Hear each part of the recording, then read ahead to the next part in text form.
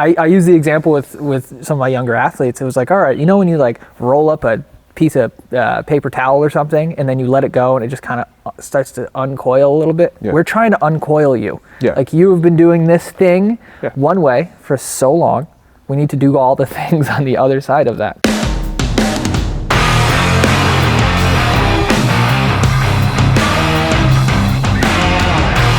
Thinking about the idea that humans adapt, right? Whatever stimulus you give them, they adapt to it. So if you're an athlete, if you're this or that, your body will adapt to the pressures that you're putting on it. It will adopt the shapes that you find yourself in regularly, right? So I wrote an article about improving the health of the desk athlete, right? And it was essentially getting them out of that seated, hunched over position. And that was all we would focus on. Right. And it was just, I use the example with some of my younger athletes. It was like, all right, when you like roll up a piece of paper towel or something and then you let it go and it just kind of starts to uncoil a little bit. Yeah. We're trying to uncoil you. Yeah. Like you have been doing this thing one way for so long. We need to do all the things on the other side of that. Yeah. And it unlocks all this low-hanging fruit of performance that people are looking for. It's like, imagine if it's like you're a high-performing athlete, but like your back hurts all the time when you compete. It's like, okay, well, if we can help you move better to make your back not hurt, think how much better you'll be at performing your sport. Well, that's it too. Like if we can help you do the human shit better, you're gonna do the athletic stuff that much better. It's it gives you variability in your movement. Like it gives you strength. It's like the whole low back's a stable joint. You don't want to train it in this and that. What happens when you take that squat out and like you kind of like laterally flex to the side and then you pull your back? Well, you never trained that. Right, or you get out of position in a deadlift, if your back rounds, right, you get out of neutral. What if you've never trained in flexion when you go to pull, and now you've hurt your back? And it's just training those joints through their fuller range of motion, and not just in like sagittal plane dominance or bench press dominance. It's I did that video with the shoulder health, like just getting the scap and like the rib cage and the spine to rotate will just do wonders for the way they feel. Yeah, absolutely. And it's just amazing to see. I've seen it a lot with my own athletes, is as soon as you break into those new ranges of motion, they're like, wow, this feels different. It's like, this is how it should feel. Yeah. But I think that, injury happens why? Because the tissue wasn't strong enough to, with the force that was placed on it. So if we can get stronger through a fuller range of motion, it gives you more access to, say, an athlete. Like it gives them more options when it comes to movement, right? If you just get them really strong in the squat like that, how much is that going to carry over to on the field when they need to disassociate top from bottom, like get into these hip positions? Why don't you train that? Yeah. I get it's not sports specific. I think that's general training, like training your joints to be strong. So like that's really been the biggest change for me, instead of just strength. The power lifts fix everything. It's like, well, let's get strong like the whole.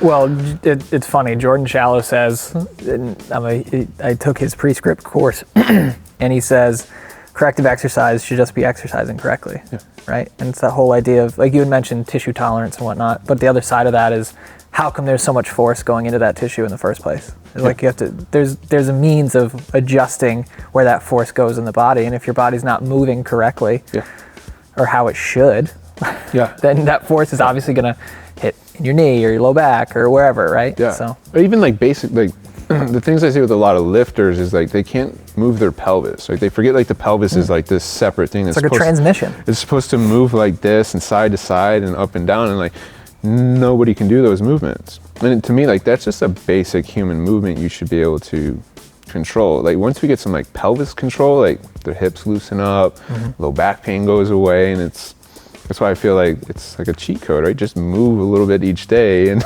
right, absolutely, for longevity, Yeah. Yeah.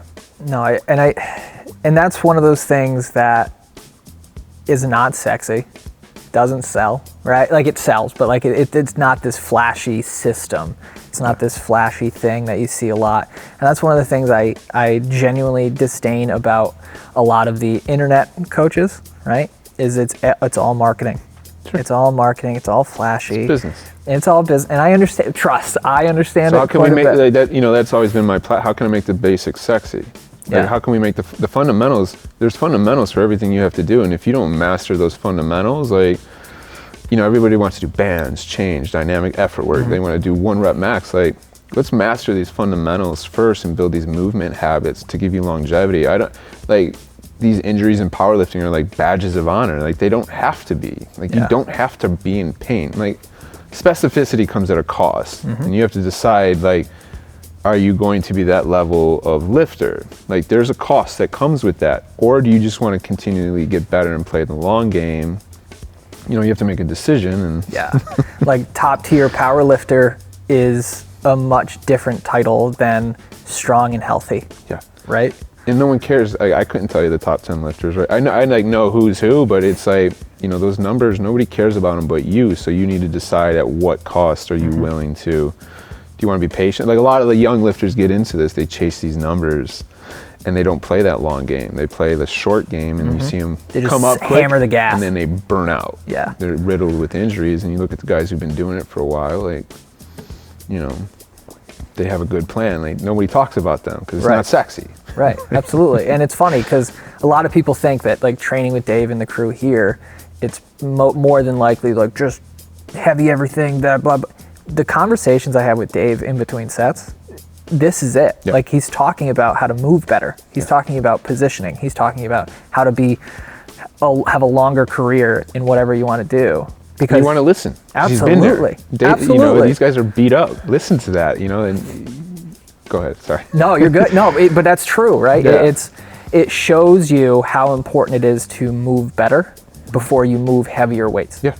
100%. And it's just being patient. Like, the weights aren't going anywhere. So just play the long game, develop the habits of, you know, it's an off season. Like, powerlifters don't take an off season. They do their meet, they take a week off, and they got a bar in their back or in their hands. Like, an NFL player doesn't get done with their season and then go back to playing football the next day. Like, give yourself time. Like, you know, that's another conversation, is taking a true off season and working on moving better so you can then go into a true, you know, preseason or whatever. One of my biggest pet peeves is, like, I worked a lot with baseball players, and baseball players are notorious for this, especially in New England. They never have an off season. And they're like, oh, coach, my elbow hurts, my shoulder hurts. I'm like, well, have you stopped throwing? Like, why would I do that? You think they're going to lose, they're going to forget how to throw, something they've been doing their whole life. Right, absolutely. And I tell them, I go, you need to not pick up a baseball. You need to not swing. Like, you need to step away from baseball for a while, and we got to work on this shit. And every year, it doesn't matter what happens, right? Like, we get them through a small off season, and they feel great, and then they just double up on everything they were doing sport related. They're like, yeah, I'm just gonna hit the cage 4 times this week. It's like, holy shit. Well, we see this with youth athletes, right? They, you know, when I grew up, I played 4 sports. You went from football, you went to wrestling, you went to lacrosse, and then you know, did whatever in the summer. Those are very different. And then we get these kids who play club sport. You know, they play their season at school. Like, I ran like a lot of volleyball teams here in Columbus, and like they'll play their school season, then they go to club season, and then they go to beach and sand season, and in between they have hitting coaches, they have this coach, and then they go to the weight room, and then they get to the weight room. Oh, my back hurts. Oh, my knee hurts. Oh, my shoulders hurt. It's like putting out fires. And it's like, I don't even get to do my job as a strength coach. Okay, go sit over there, because there's nothing. But my PT said I can keep playing volleyball, but I can't lift. I have tendonitis in my knee. You probably need to stop jumping for a little bit, and like, let's actually, you know, that's another battle we, you know, face as strength coaches. People don't take us serious, but you know, it's like this overuse, and like, it's I think a lot of powerlifters, I think, are former athletes, so like saying like, you need an off season, like treat it like a sport. Like, have an off season, a preseason, like your season. Obviously our season's like 1 meet, but there's just a better approach instead of mashing the gas 24/7. Well, like Ed Cohen, what did he compete twice a year? And like, that's where it's like, what the hell, man? Brian Carroll, we went out to eat with Brian. He's like, yeah, no more than 2 meets a year. Unless you're that top tier lifter, like, and you have this stuff down, like, nobody should compete more than twice a year. In, you know, June and December. Right. Or whatever your calendar is. You need to give yourself time to, because it boils down to the fact is, like, you don't get stronger from lifting, you get stronger from recovering from lifting. It's like, if you don't give yourself that time to recover, you're just beating the shit out of yourself. It's like you're just getting into a car crash every day. You know what I mean? Yeah, exactly. And know? it's, you know, and again, what are you trying to do in the sport? And nobody, you got to pay for everything. You got to put the time in. So like how much, they're just numbers. And when people ask me like, your squat, your bench, your deadlift, like they can't fathom that anyway. So it doesn't matter. Like those numbers are just for you. So like just be patient, play the long game. There's no money in this sport. Yeah, It's starting to get there with some of these bigger needs, for sure. but just take care of your body. So like when you are 30, 35, 40, you're not like, can't play with your kids. You can't do those things anymore. Yeah, you have to get something replaced, multiple things replaced, right? At what cost? Yeah. For what?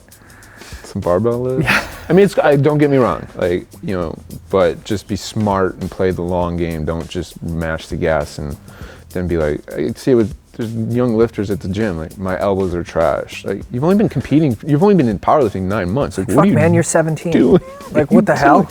My back hurts, my hip hurts. Like, you're a young kid. Like, you're just, so I think there's a better way to approach that.